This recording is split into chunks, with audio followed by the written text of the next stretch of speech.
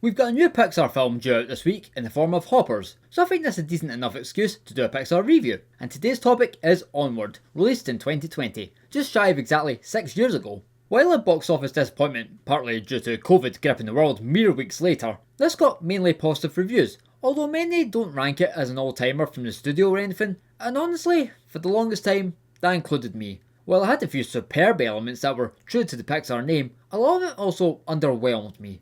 And I'd consider this a sort of middle-of-the-road entry in the studio's lineup, but there are several folk out there who rate it very highly. And similar to with The Cable Guy, which I reviewed recently, this has been floating around in my head lately, making me wonder, was I a little too much of a negative Nancy? Was I missing something? Was it actually a good picture on the whole? Well, I popped in for a rewatch, and up front I can say, yeah, this has gotten better with time, but still I have a handful of nags, so let's dig deeper. We'll start with probably my biggest gripe, even though it's not a major one or anything, and that's with the setting. This mystical world being overtaken by technology and magic becoming a forgotten art, turning this into traditional suburbia, and it comes off as very undercooked. There is plenty of potential with this, but aside from what's tied into the main quest itself, this has virtually no bearing on the plot whatsoever. It reminds me of The Good Dinosaur, you know, the meteor not hitting the earth and the dinosaurs not going extinct, coexisting with humans. There was lots on the table, but ultimately not much is utilised. Don't know, maybe I'm nitpicking, but I can't help but feel that they could have done so much more. On to the characters. Firstly, Tom Holland is Ian. Maybe too obvious, but still a sensible casting choice. His initial arc is bog basic, you know. He's shy, wants to be more confident, trying to speak to others and make friends, yada yada. It's not straight up bad, but it's run of the mill. Heck, even his school is so vanilla with nothing to it. Not even any of your usual cliches like the jocks, the bullies, the nerds, etc. So that's not particularly strong. However, what is done well is the way that Ian hears how great his dad is and goes purely off of that, as he doesn't have any solid memories with him and he uses that as fuel to improve himself. I think that's interesting, looking up to someone you never had the chance to forge a connection with. Then there's Chris Pratt as Barley, who's been given crap in the past few years as an unfitting voice actor. And even on surface here, he feels like he would be miscast as a D&D inspired geek. It's a role more suited for a Jack Black or something along those lines. I remembered him being mostly alright, but on rewatch, he was way better than from what I did remember. He embodies the character well, between the comedy and the drama. For example, on the funny side, his love for his van and the jokes that spawn from that. But then on the serious side, you have him recounting his memories of his dad, recalling and cherishing the littlest things like his laugh, his scratchy beard, and how he drummed his feet. We get the whole strange relationship trope between the brothers, another element that would usually be standard, but they make up for it with how it all comes together in the end, when Ian is ticking off his to-do list with the dad, but we get the revelation that he did all those things together with Barley throughout their quest. A perfect reveal because it sneaks up on you and they never spoon-feed you along the way.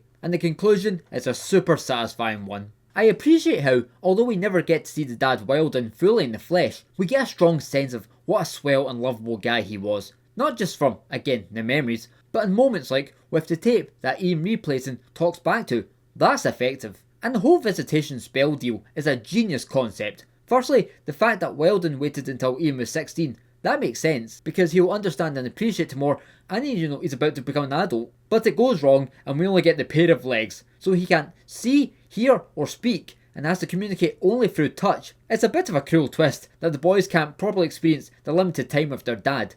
And speaking of which, they've only got 24 hours, so that adds nervous feeling of pressure. There's an unshakable deadline that they have to meet. Director Dan Scallon and the team take full advantage of the idea of the legs only. We get a mix of nice scenes, but mainly a lot of great physical comedy. That fake upper body and him being pulled on a leash is amusing stuff. They just about nailed everything they could surrounding this, and it's the one thing that definitely helps give this film a distinctive identity. The remaining cast are decent enough. The Manticore, played by Octavia Spencer, easily the best of them, getting a handful of giggles with her character's background, then having a semi-midlife crisis breakdown of sorts that makes her a little cuckoo. Julia Louis-Dreyfus is the mum Laurel, and Colt Bronco the Senator could have maybe been used a little bit more, but overall they're fine, and they get their spots. Pacing wise, well, a little meh at the beginning. Once the quest gets rolling, it picks up fast, and from then, basically never slows down. And it helps that we get various highlights throughout, starting off at the Manticore's Chuck E. Cheese-esque restaurant, which opens itself up to many comedic opportunities. The Pixie Bikers are a good laugh, especially in the follow-up energetic car chase, including the dad's fake body inadvertently shaking his fist at the Pixies. That is bloody funny. Wild in Dancing with His Sons is a lovely scene. I like how they visually display Ian in disguise as Colt. The magic drawbridge is one of the most memorable bits, both clever and so tense, and we get the fun chase down from Colt shortly after. The brothers have their heart-to-heart on the river, where Barley admits that he never actually went in to say goodbye to his dad on his deathbed. It's short, but very nice and heartfelt, and maybe the peak of Pratt's acting. Then they end up back where they started, an unexpected harsh moment, and a very legit reason to have the typical third act breakup. Actually feels extremely natural here. That leads to the list moment, which I already covered, which in turn brings us to the enjoyable, silly climax with the quote-unquote dragon. And wee touches like Ian recreating that whole staff from a mere splinter, that is classic Pixar writing right there. Also makes me realise there was never any villain in this story, and thankfully they don't throw in an unneeded last minute one. And then the finale, where Ian willingly sacrifices his one and only chance in order to let Barley instead have that moment with his dad. It is freaking beautiful and emotional, and I love that we see it from Ian's point of view. It's from a distance and we can't hear what is said, hammering in the fact that this is Barley's personal moment, nobody else's, and he was finally able to say his goodbyes. It is just flawlessly handled. So that's Onward, and seeing it again after a few years, it has noticeably improved, with the positive foundations only ringing more positive, and the negatives, while still bugging me to an extent, feel more inconsequential. A case of them being overshadowed by the good stuff, which is too good. Sure, ultimately, there's a fair amount of okay filler and lesser content still present, but that's what the fast forward button is for. And it's worth sitting through to get to the quality stuff at the end of the day. I still believe it's nowhere near Pixar's best in terms of the complete package, but its highest heights are absolutely worth being ranked among their other classic apexes. And one person I know for sure who loves this picture and can testify to its strengths, please welcome back my friend, Evil Steve. And he writes, now bear with me, he had a lot to say. I remember that me and Jason went to the cinema to watch this like a weekend or two before COVID shut things down, and remember loving it. After the fact, everyone seemed lukewarm at best, and I could not understand why so many did not appreciate this absolute gem for what it is. So when me and Jason agreed to rewatch this nearly 6 years later after the fact, I was worried that I was misremembering and that the film was actually mid. No, I am vindicated.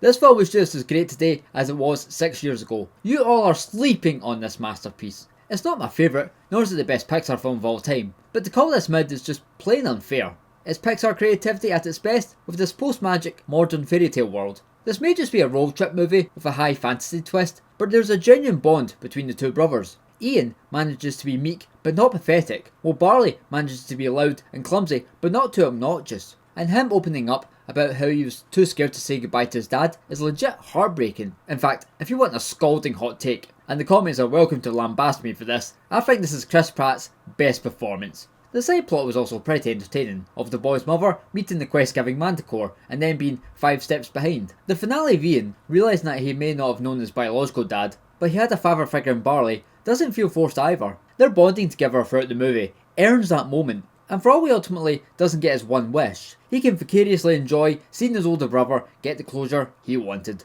Beautiful film. One of Pixar's top 5, honestly. Thank you, Steve. I totally get it now. And if any of you want to experience the magic for yourself, then simply put it in O for Onward. I'm Jason, and this is Small Movie World. Watching, talking, and loving films.